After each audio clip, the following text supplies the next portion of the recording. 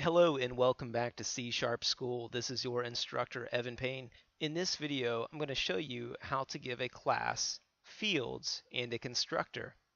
So let's say that this class calculator here, let's say that we wanted to store some information in it, like its name.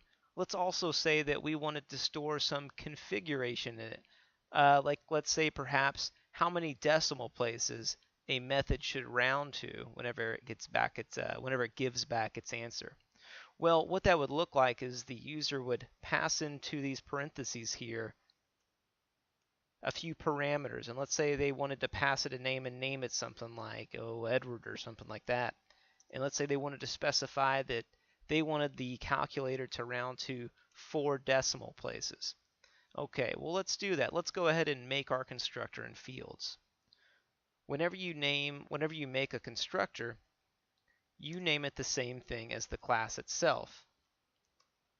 And this constructor is going to be the first thing that is called whenever you instantiate this class.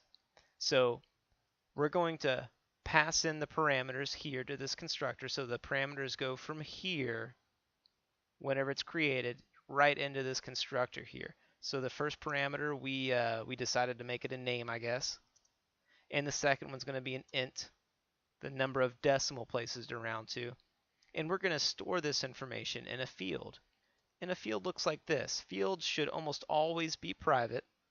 The first one's going to be of type string. We'll call it name. And by convention, you give a private field a little underscore. You don't have to do that. It's just a convention.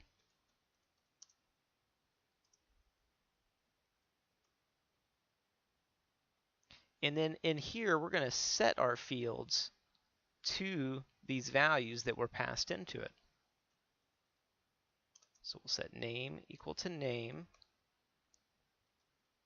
and round equal to round. There you go. So now, as you can see, it's no longer complaining, no red squigglies, that's good. Whenever we create this calculator, it's going to have a name of Edward, and it will have a property, a field of 4, and that can be different for every calculator that's instantiated. Now, we didn't use these fields. We might in the next video, but for right now they're not being used, but that's how you set them. Thanks for joining me in this video, and I'll see you in the next one.